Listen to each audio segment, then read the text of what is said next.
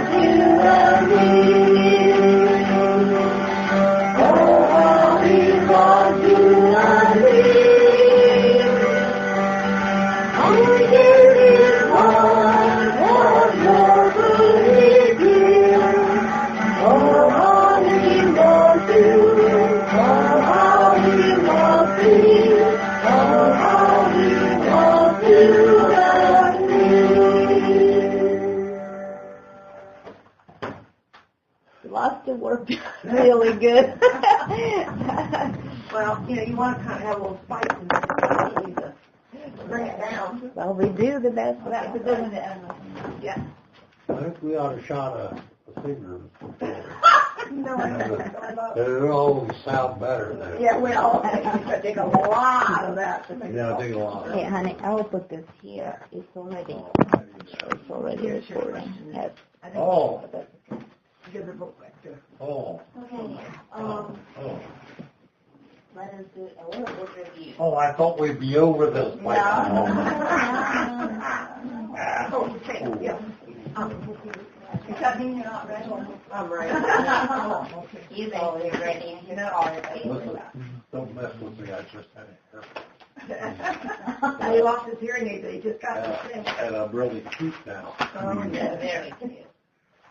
Okay. Okay. So, all right, coming back to chapter 3. 5 come back from Jericho and report that the Lord prepared the land for the conquest. Joshua and all sons of Israel moved from Shittim several miles east to the edge of Jordan River. So what interesting facts do you know about that geographical spot?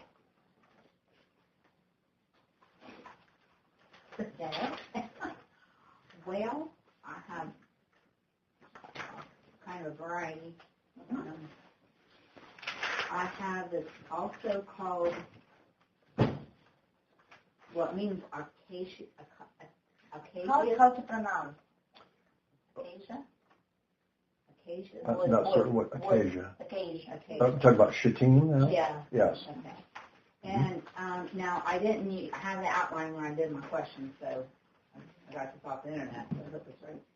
It's also called Abel Shittim, ABEL-Shittim. That's supposed to be in numbers, and it means in Abel has Shittim, means the meadow or moist place of acacias. I don't know how to say it. Acacia. Acacia. And it also means a plain or a valley in the land of Moab. and place where the Israelites were encamped after their two victories over Sihon and Og, and at the end, and also encamped at the end of their desert wanderings, and from which Joshua sent 2 spies secretly to view the land, the people in Jericho.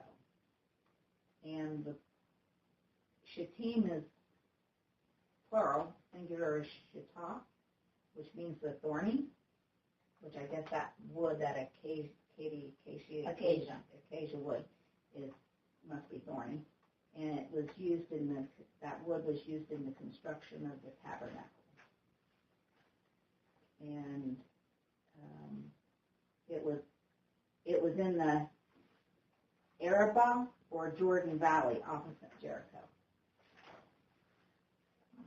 Now we're talking about the spot where they came to the edge of Jordan River. Okay, what else do you remember? Well, there are a pile of 12 rocks in the middle of the river where they crossed. And also then there are another 12 piles, 12 rocks where they came out of water to designate the spot as to where they crossed. So generations to come will say, hey guys, what's that pile of rocks there? And now they'll be able to Timothy is going to they can talk take about up it. the rocks Yeah. from the stones. Chapter 4.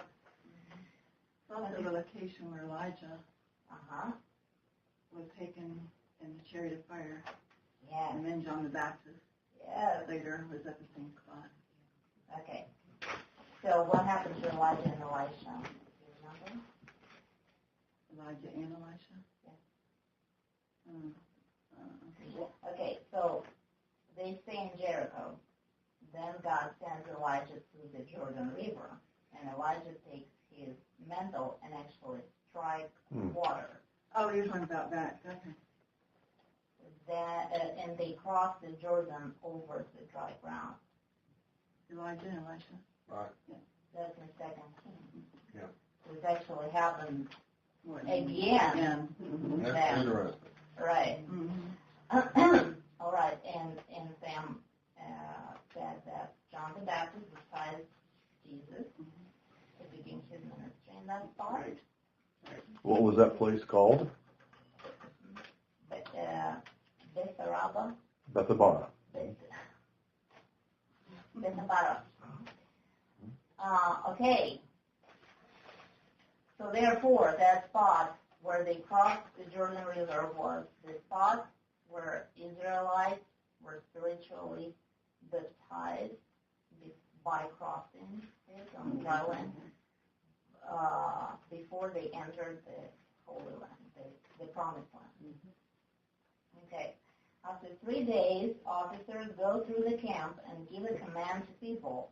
So what command did they give and why? Now, Michael, we're talking about chapter 3. You are running over the head of the train. But then they command them to get. It's my turn. Oh, I'm sorry. Okay, let Andrew. It's the only one I answered. No.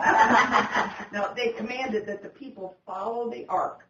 They were sending the ark forward That's right. into the waters Yeah, but how far back did they have to be? quite a ways so that they couldn't touch it. You know. Right. A certain distance. Well, 2,000 2,000 cubits. Very good. Which is in feet, 3,000. 3,000 feet. 3,000 feet. Okay. Or That one I missed. 42 furlongs. Okay. Okay, so They it's come on special. Yeah.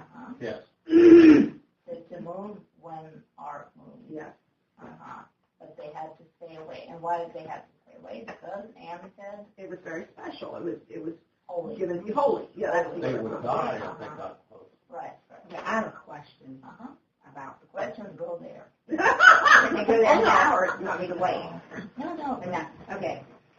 Because they were supposed to stay back from it and not get close to it and stuff, when the priest carrying the ark stepped into the water, that's when the water went uphill. Yes.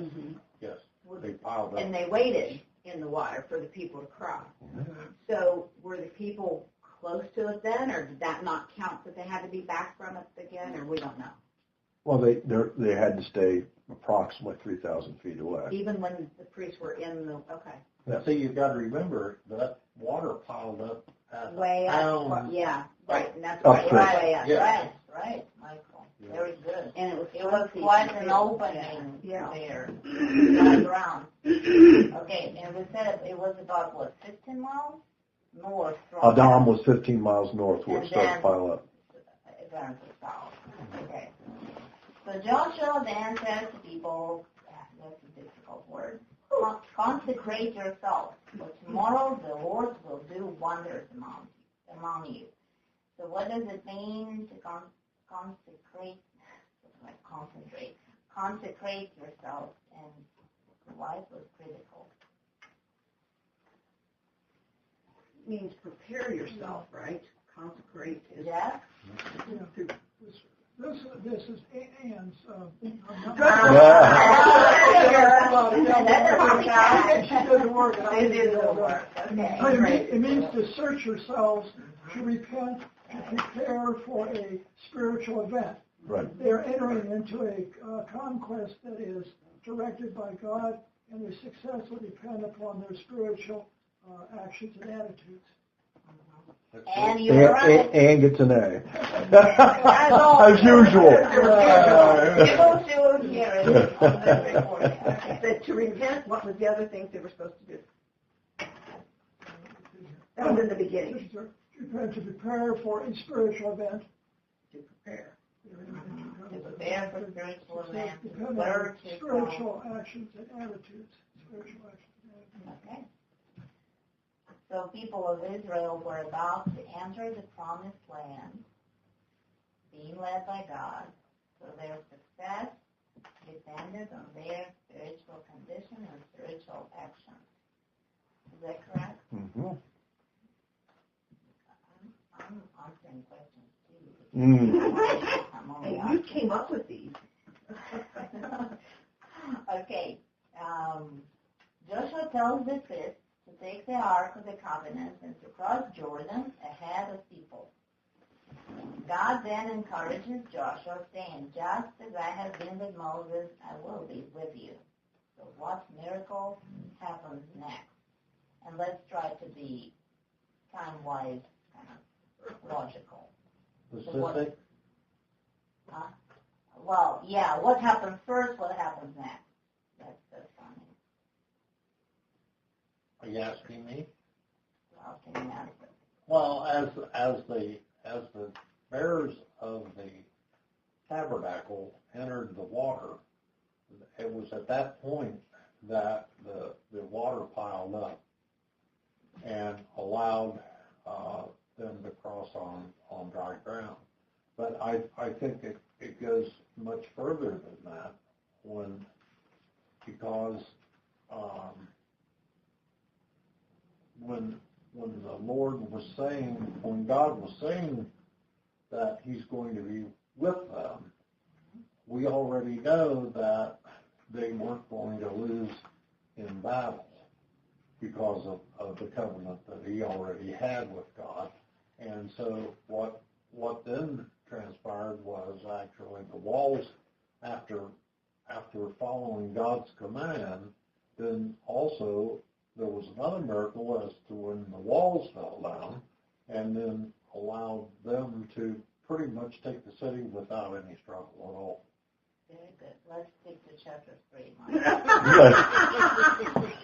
He was always stashing before. No, everything is great, except leave the walls alone. He didn't want to push those walls down. Yeah, because the walls are... He's got a bulldozer in mind. We are going to talk about it Oh, more. Oh, I get so excited. You're excited. But yes, that's right. So the priests carry the ark. They step into the Jordan River. Jordan River basically splits. I mean, it stops there and then all the way to the Whole Sea. And the opening and then the people crossing, the whole nation is crossing on dry ground. And as we know now, it's not the first time they crossed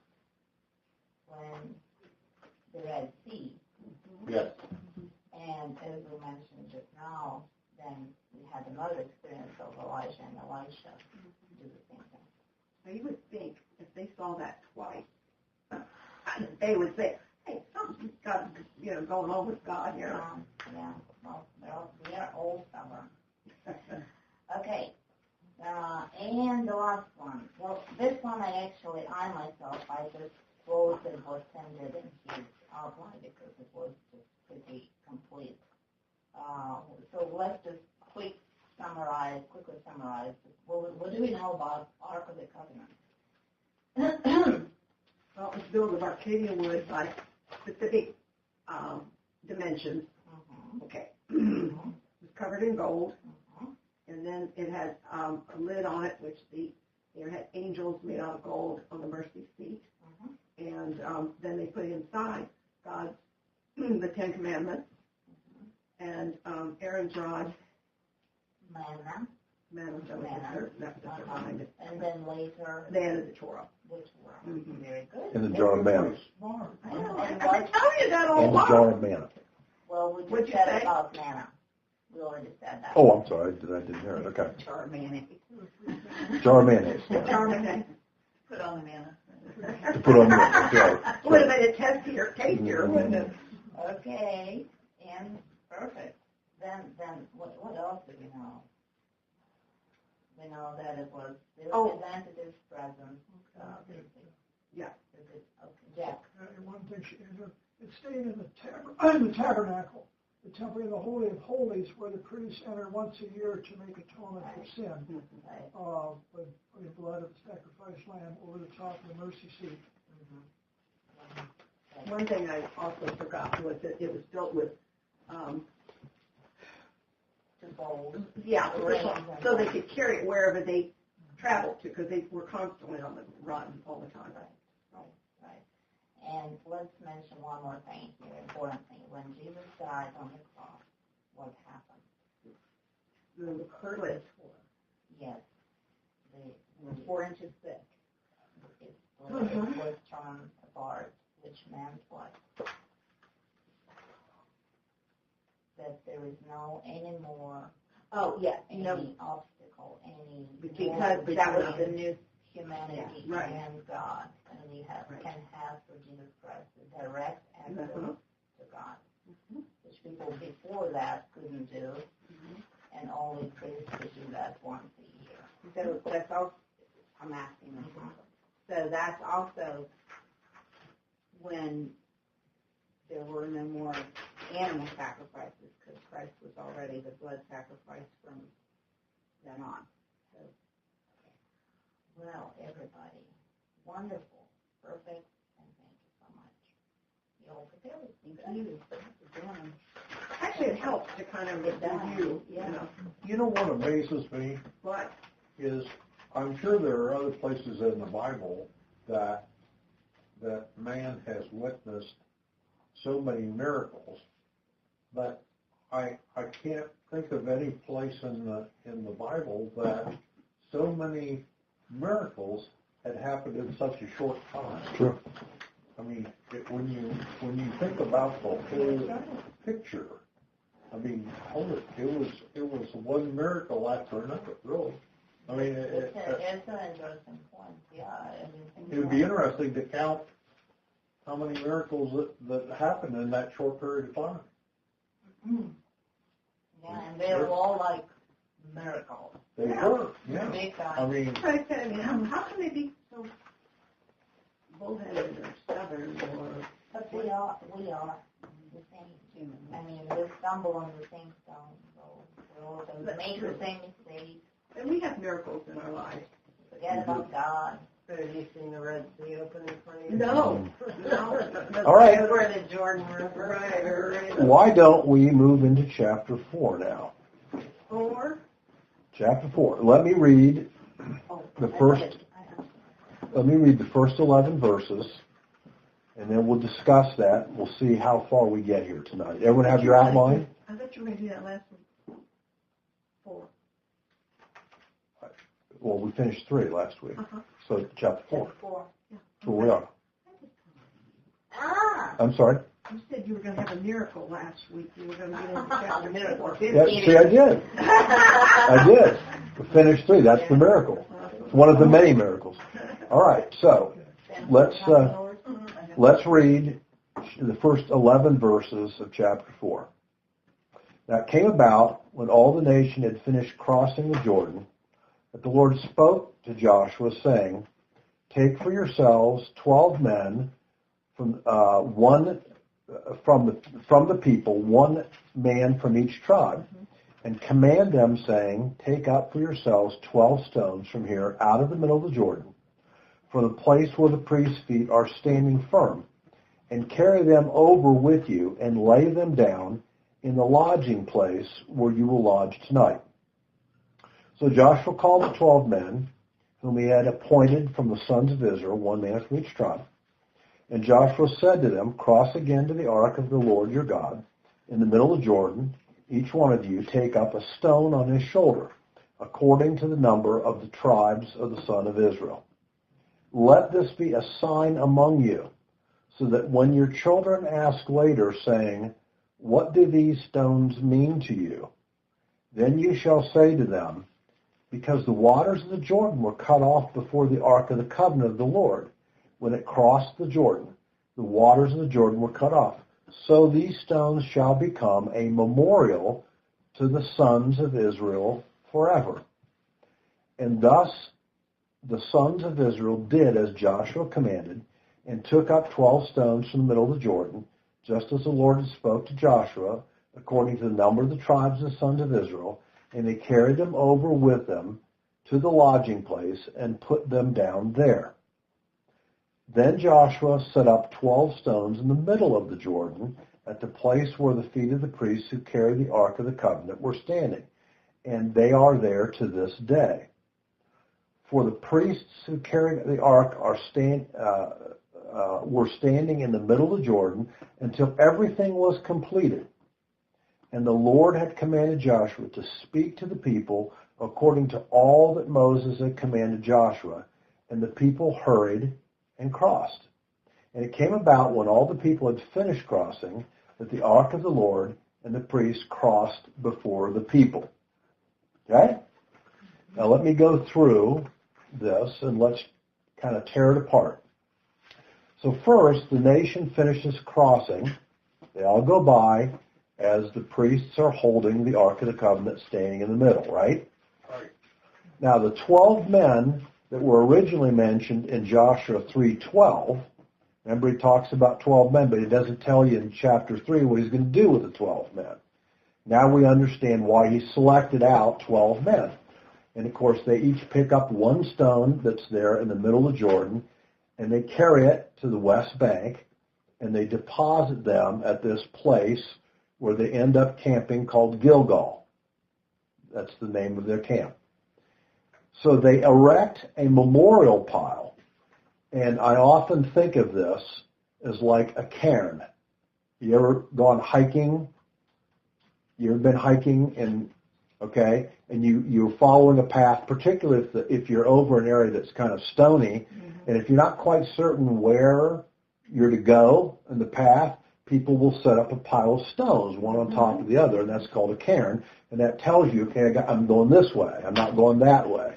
You know, I've seen that many times when we've been to Acadia National Park and hiking there. They'll do this fairly often. So I've been here in Ohio a couple places. Yeah. And I think this is pretty much what we're talking about. Now, it's interesting that the two piles that are mentioned here are never described as altars. So we're not to confuse them with altars. There's no sacrifice that occurs in relationship to these two piles. Okay? So, the pile that was on the west bank at Gilgal, this memorial pile was evident for anyone to see at any time, and it was physical evidence to a very real miracle, and became a place of instruction to future generations. People could say to their children in the future, do you see those 12 stones sitting there in that pile? They used to be in the Jordan River. They were removed when God did the miracle of separating the Jordan when all of us crossed over. So it becomes a permanent memorial. You could go there any time after it, a year later, 2 years later, 5 years later, and see those 12 stones there and know they're evident all the time. Okay? Now it's interesting, I think that we need to pay attention to, in verse 7, he says that, so these stones shall become a memorial to the sons of Israel forever. Forever. Now, in other words, that the principle and what occurs here is to endure on and on. I want you to turn, you can hold your place in Joshua here, but I want you to turn to Matthew chapter 3. I'm going to go back to a verse that we went through last week. I find it an absolutely fascinating set of verses. And it starts in verse 5 of Matthew chapter 3. This is the story about John the Baptist baptizing Jesus. And of course, as we said in the review, where is it that Jesus is baptized by John? At this place called Bethabara. It is precisely where the children of Israel crossed the Jordan River. 1,400 years later, they go back, John and Jesus. Okay? It is not by coincidence that they end up in that place. Okay? Now, let me read again, starting verse 5. Then Jerusalem was going out to him, and all Judea, and all the district around the Jordan. And they were being baptized by him, that's John the Baptist now, okay, in the Jordan River, and they confessed their sins. Now notice verse 7. But when they saw many of the Pharisees and Sadducees coming for baptism, he said, that is, John the Baptist, said to them, you brood of vipers, who warned you to flee from the wrath to come? Now think about it. Keep that in mind. The wrath to come. Therefore, bring forth fruit in keeping with repentance. In other words, what he's saying is, you're coming out here because apparently it's the popular thing to do, but you're not really coming here for the purpose of repentance. It's to look good, it's to be in the in thing because people are coming out, but your heart's not really here for the right purpose. Now look at verse 9. And do not suppose that you can say to yourselves, we have Abraham as our father. In other words, what he's saying is, this is not going to solve your problem of repentance, just claiming we have Abraham as our father, we're Jews. Okay? That's not going to cut it with God. He says, then he says, we have Abraham our father, for I say to you that God is able from these stones to raise up children to Abraham. What stones do you think he's referring to? Do you think it's this one? Why do you think it's this one? Because it says forever. I think you couldn't baptize people in the Jordan in flood time. It would have to have been during more of the drought time, because the Jordan is its size depends very greatly on the season. During the spring, when the snows on Mount Hermon, melt, then you have a tremendous amount of water coming down, and that's the time they cross. At the flood time. So the Jordan can be a mile wide at that point. But at other times, it's really rather small. Yeah, it's almost like a creek when it's in drought time. Now, yeah, right. Now, what are you going to see in the middle of it during the drought time? These stones. And I think that it's very possible that 1,400 years later, they're still there. And he's referring to them. I want you to keep in mind, he's talking about the wrath to come. That's what John's talking about, for those that don't repent, okay? Do we know, did they do any specific research of Jordan River to discover if stones are still there or not? No, I don't know. It's fascinating. Yeah, it is fascinating. Okay? So he's talking about a judgment upon the Sadducees and Pharisees, right? In reference. And so keep this in mind as we go on and look at these two piles. Okay? Now, again, I'm going to say it again to you, and I may say it every week. As we study this book, it is an integrated message system that is designed by someone who resides outside of time. Why? Because the elements in it are put there in a way that only someone outside of time could have organized them to fit the way they fit. And remember, it's highly typological. Almost everything we're going to study in the book of Joshua is highly typological. It's a story that occurs that has elements in it that speaks to a future time that becomes more clear in that future time. That's the typology. There's many typologies in this book. So in these two memorial stones, I think there's something very typological here. So the first pile at this place called Gilgal on the west side, of course, Gilgal means in Hebrew a rolling away. You're going to see in the next chapter what that really refers to. It isn't made clear in the fourth, but it is very much made clear in the fifth chapter.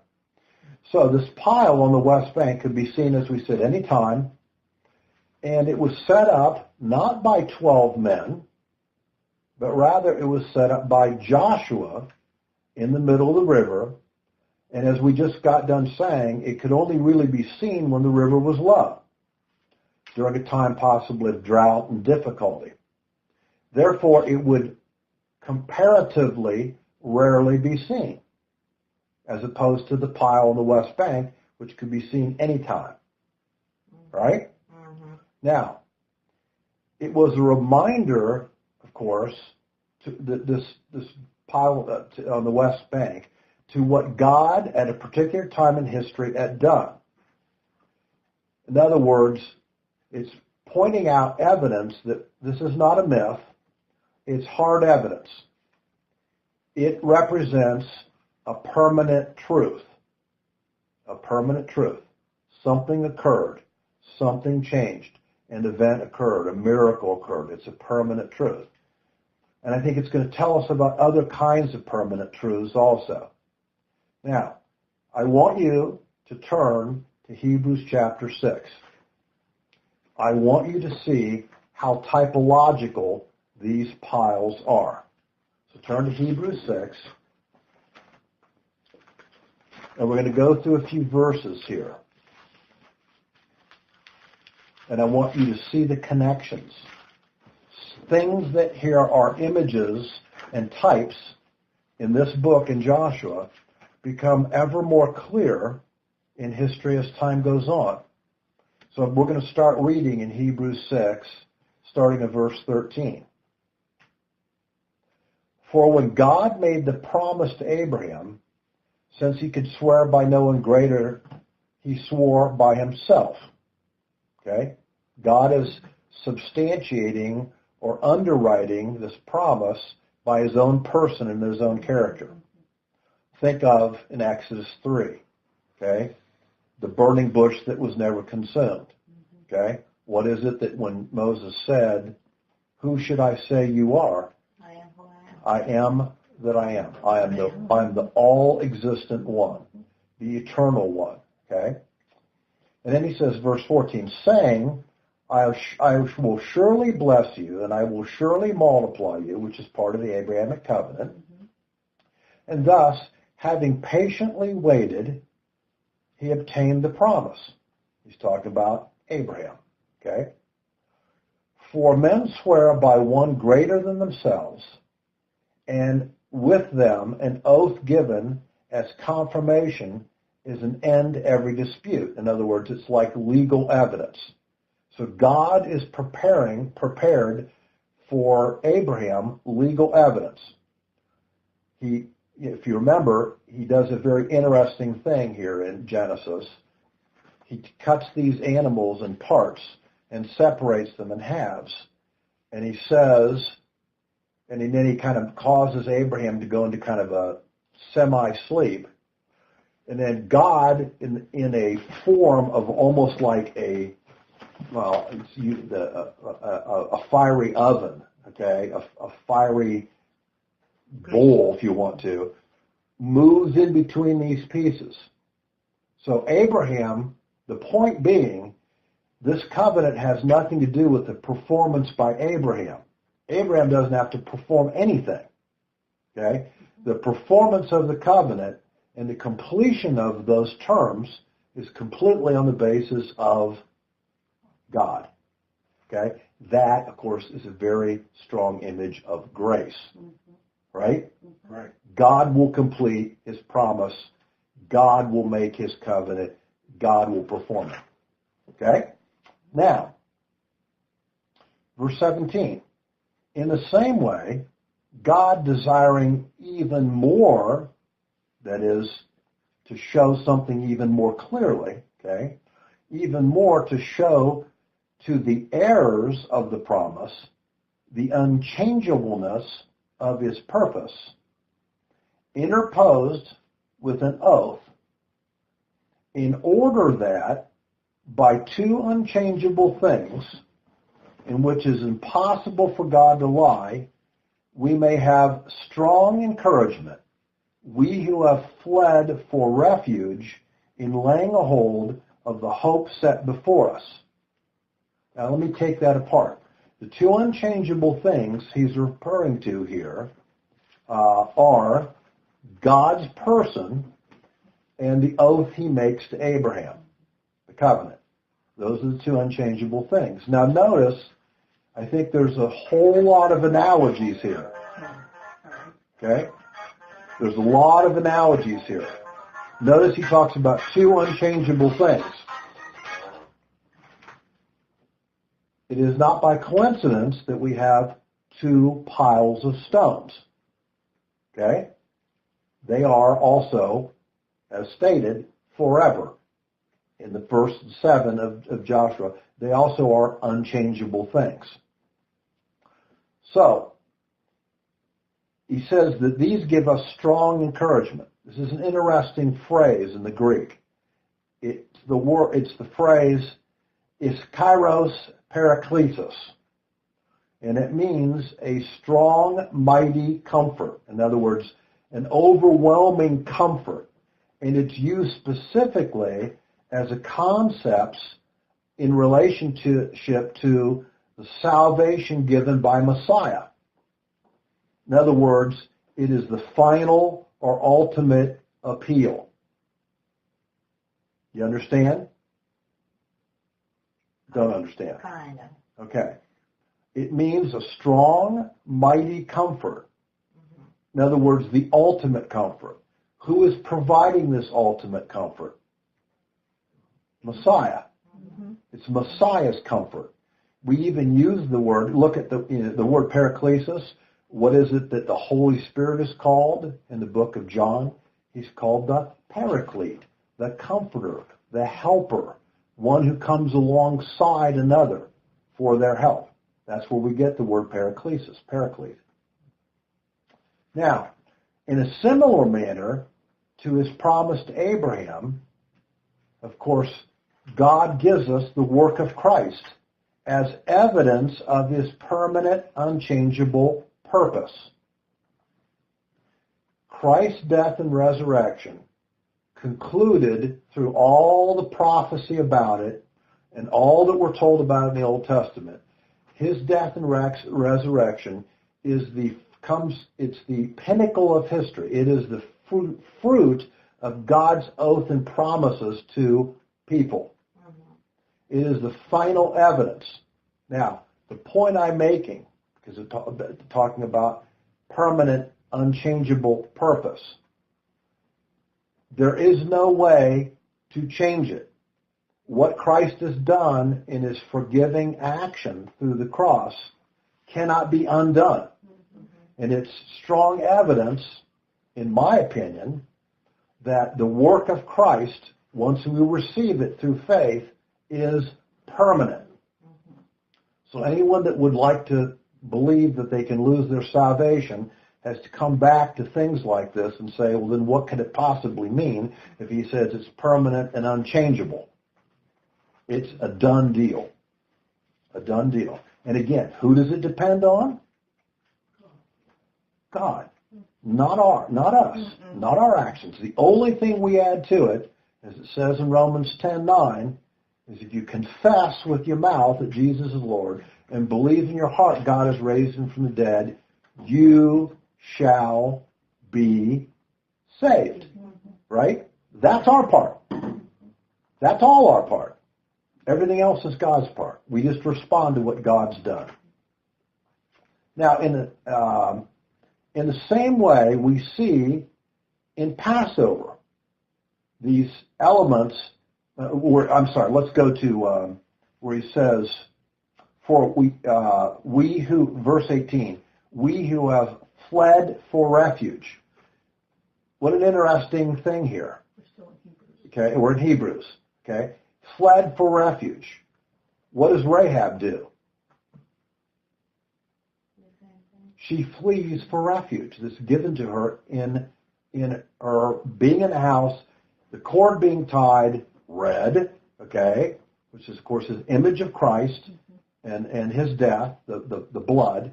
And, of course, she ends up in national Israel, and as we've gone through before, even in the lineage of Christ. So she fled for refuge and found her refuge.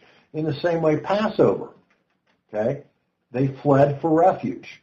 God gave them the refuge inside their house with the blood on the sides and over the top of the doorposts, their refuge from the angel of death and their future refuge from Egypt. So those are images of what was to come.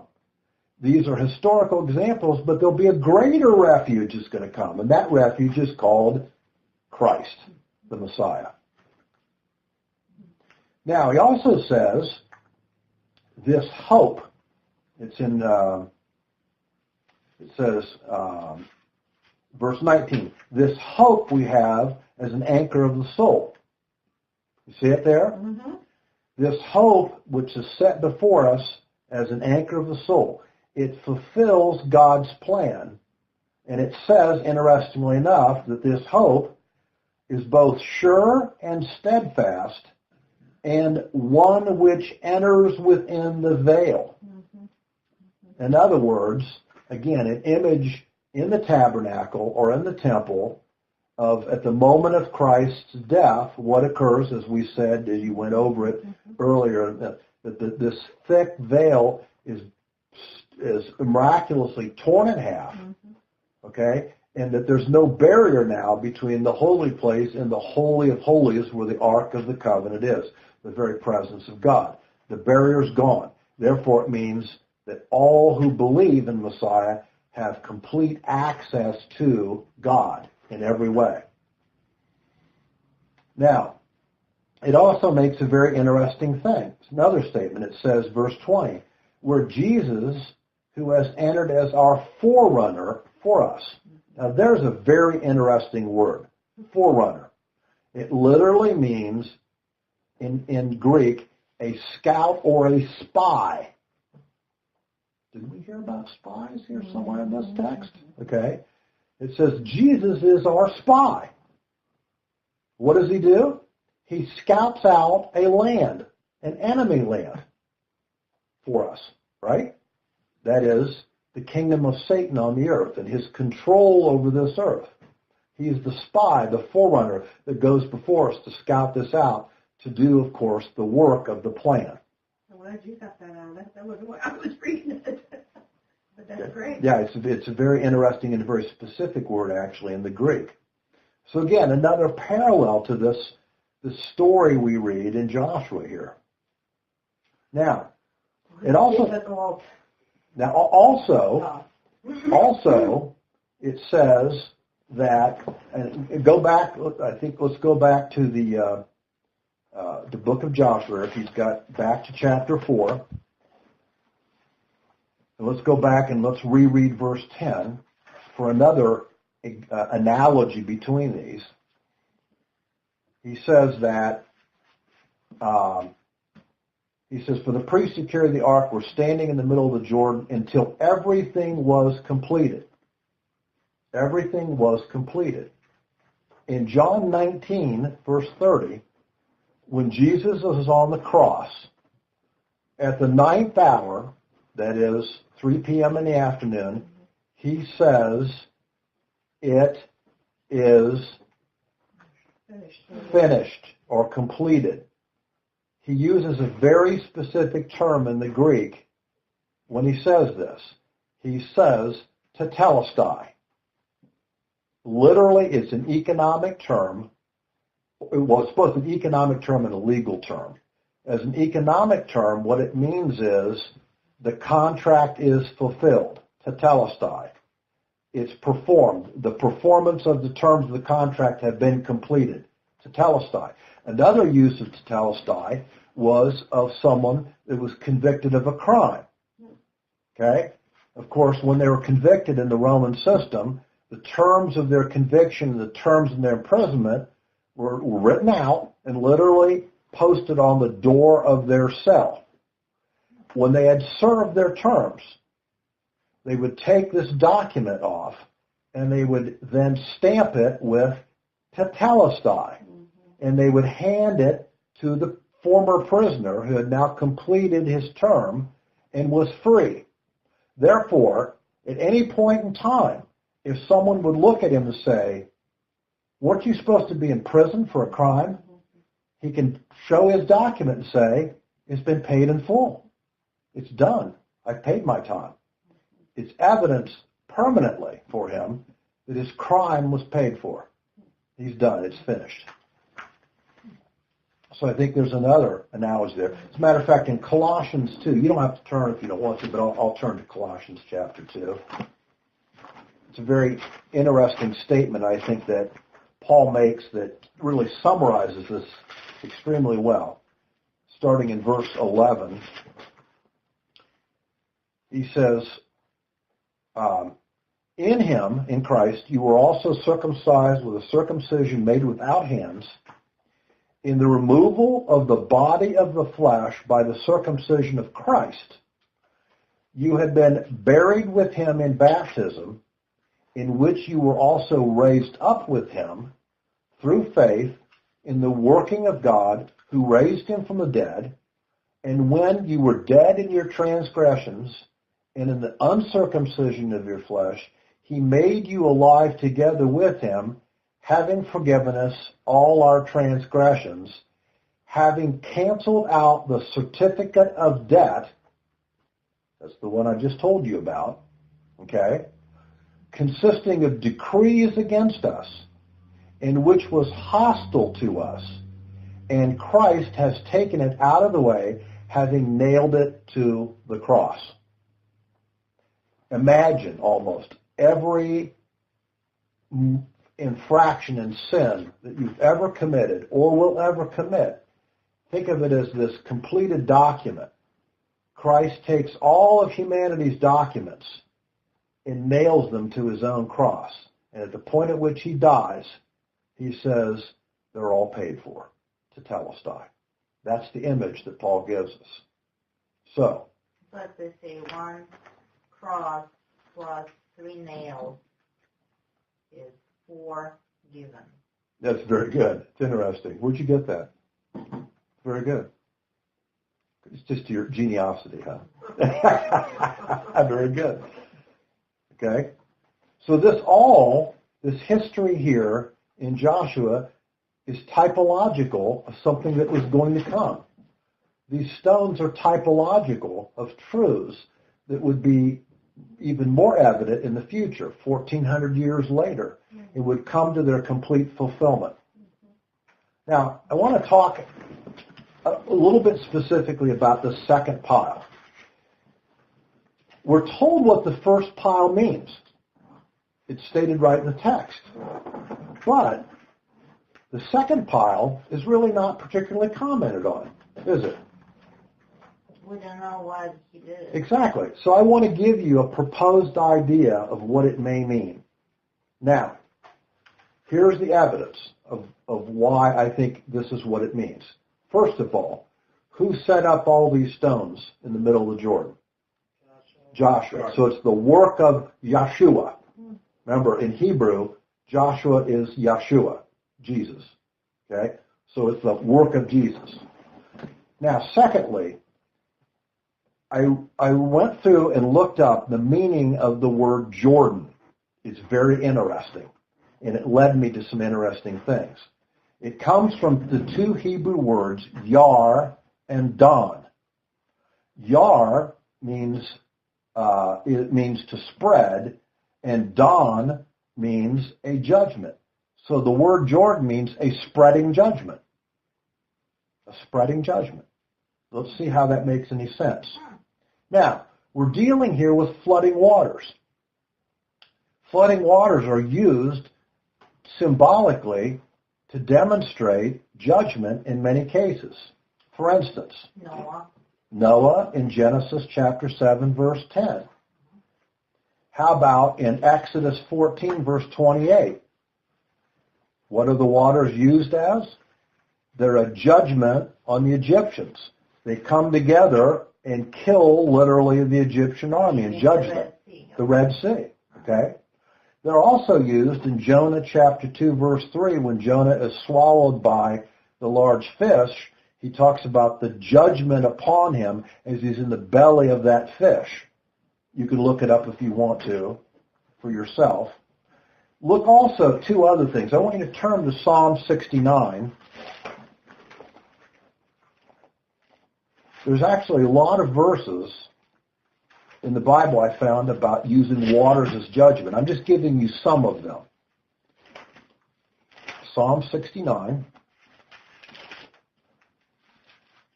and starting in verse 14.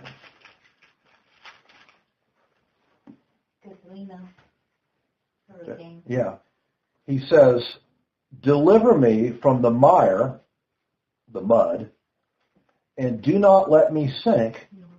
May I be delivered from my foes, from the deep waters, and may the flood of water not overflow me, and may the deep not swallow me up, and may the pit not shut its mouth on me."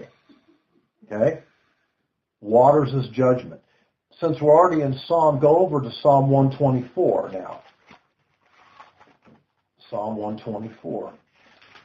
I'm just giving you some examples here. I could give you a lot more, but I think 4 or 5 or 6 will be sufficient. Psalm 124, and we're going to read verses 1 through 5. "Had it not been the Lord who was on our side," let Israel now say, "had it not been the Lord who was on our side, when men rose up against us," that is, enemies, okay, "then they would have swallowed us alive. When their anger was kindled against us, then the waters would have engulfed us, and the stream would have swept over our soul. Then the raging waters would have swept over our soul." Again, an image again of judgment of enemies using this image of raging or flooding waters. So we have that also as an element of this. Now, interestingly enough, once the presence of God, as evidenced in the Ark of the Covenant, leaves the middle of the Jordan River, and they take it over to the west side, I think presumably the waters would come roaring back, because they had to have piled up for hours and hours and hours. You got to get almost 2 million people across this river. That doesn't happen real quickly. They must have been an unbelievable pile of water north 15 miles. Well, just say they rushed across. Yes. The river in a hurry. Okay. So the waters presumably roared back, literally bulldozing everything in their path. An image of destruction, like the waters of the Red Sea closing in on the army. Thus, I think that these 12 stones in the middle, typologically, are an embedded image of grace versus judgment. The grace is Yeshua, who sets up these 12 stones. And the judgment, and of course we find safety from judgment that's found in the work of Joshua, of Yeshua. Again, remember back in Matthew 3, verses 5 through 9, at the baptism John the Baptist. What does he say as they're in the Jordan River? He says, who warned you against the coming judgment, wrath? Okay? Right there in the river, the Jordan River. So I think these 12 stones represent, in a very real sense, the choice that people can either accept the truths of these and have Joshua save them from the wrath to come, or if they don't choose them, then they're swept away. Yes? So do you think Joshua initiated himself doing that, or God told him? I think God told him to do it. I don't think Joshua even probably understood very much of what he was doing, other than he was just doing what God told him to do. That would be my guess. You know, so many, it says, I think it says in Timothy, no, it says in 1 Peter, I'd have to find the verse, about all the men of old, the men of the past in the Old Testament. He says who did all these things but didn't even understand fully why they were doing them. You know, so often, because it was typological for us, for its fulfillment. You know, they're told to do something, it's like, why? And yet later on, yeah, we do too.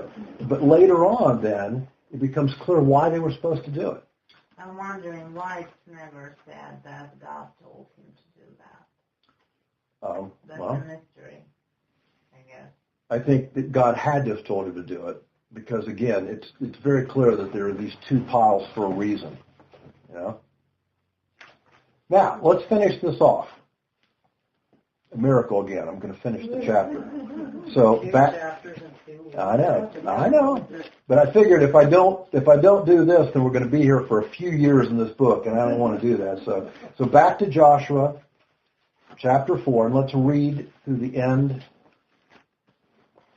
starting in verse 13 or 12. I'm sorry, we read through 11. So starting verse 12 of chapter 4. And the sons of Reuben, the sons of Gad, and the half tribe of Manasseh crossed over in battle array before the sons of Israel, just as Moses had spoken to them.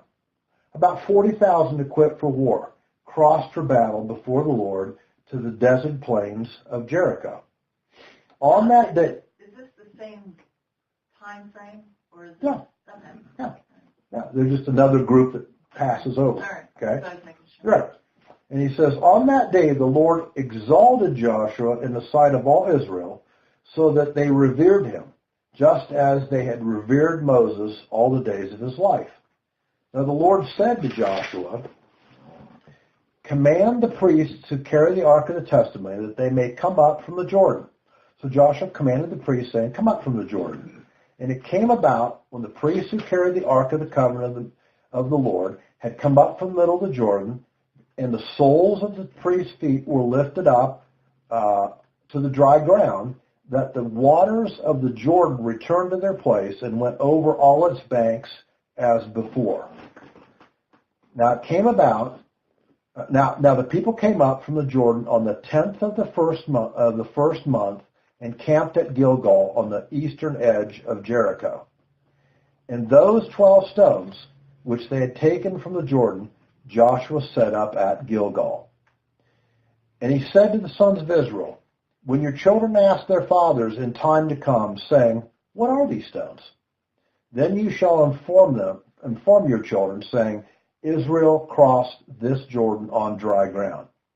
For the Lord your God dried up the waters of the Jordan before you until you had crossed, just as the Lord your God had also done to the Red Sea, which he dried up before us until we had also crossed. And all the peoples of the earth may know that the hand of the Lord is mighty, so that you may fear the Lord your God forever. Now, of course, the 2.5 tribes keep their promise. What is their promise? Do you remember? They had to go ahead of other tribes and help them to conquer Right. land. Right. It's found in Numbers 32, verses 16 through 22. They say to Moses, you know, this area over here east of the Jordan is really good for our sheep, our goats, our livestock. Could we have it? And Moses says, he consults with the Lord, and he says, okay. But you got to make a deal here. The deal is you can have that area, but all of your mighty men, which is the 40,000 were just mentioned here, that are warriors, must come over with the rest of us over the Jordan and fight the battles that are to be fought. After that's done, they can go back and you can all be in that area east of Jordan. That's the 2.5 tribes. Yeah, Jack. What were the 2.5 tribes? Which tribes were they? I just kind of forgot. Gad, Reuben, Gad, Manasseh. and Manasseh. Okay. Yeah. Half of Half of, And yeah. Manasseh was a half tribe. Yes. Yeah, some of them ended up wanting to cross over and have their territory on the west side, but half of them wanted their territory on the east side. So they kind of split. Now, God, of course, fulfills his promise to Joshua in all this. Remember back in Joshua 3, verse 7, God says, "Now the Lord said to Joshua, this day I will begin to exalt you in the sight of all Israel, that they may know that just as I have been with Moses, I will be with you." In other words, as God had used Moses to do miracles, in the same way, God is using Joshua to do a miracle. Okay? And he's going to prove to them that God is as much behind Joshua as he was behind Moses. Once everyone crossed, of course, the Jordan flows again. Now, there's a very interesting thing here. We should not overlook it. And it is in Joshua 4, and it's in, I'm sorry, let me find the verse again. He says, no, come on. Verse 19. Now the people came up from the Jordan on the 10th of the first month and camped at Gilgal in the eastern edge of Jericho. Anything strike you being the 10th of the first month? The first month was called Nisan. The 10th of the first month, we find this in Exodus 12. Let's read it. Let's go back to Exodus 12.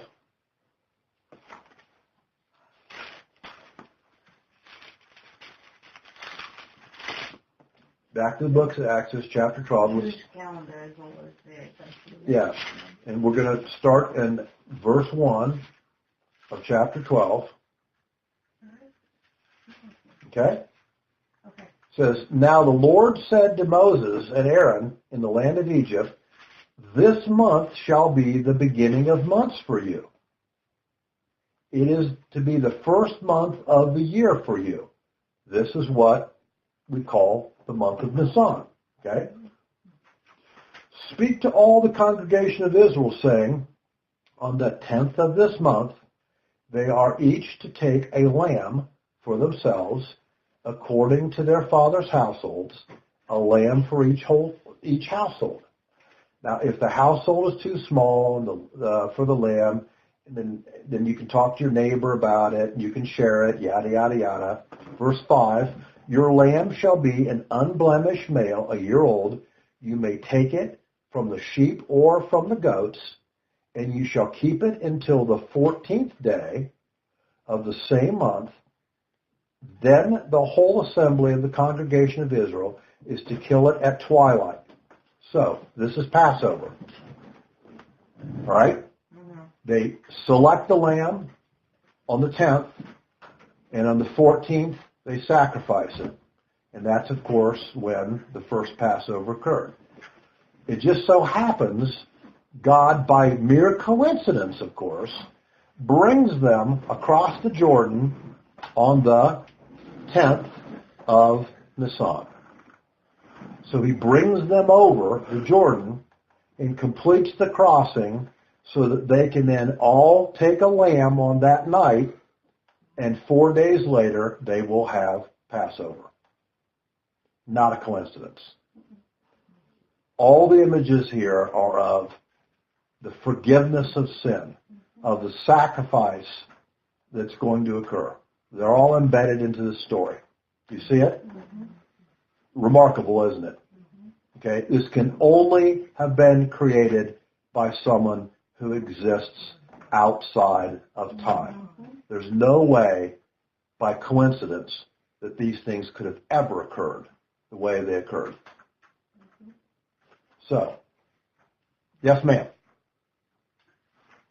I read something very interesting. So the people of Israel, they come to this camp and they pile these piles of 12 stones there, right? Yep.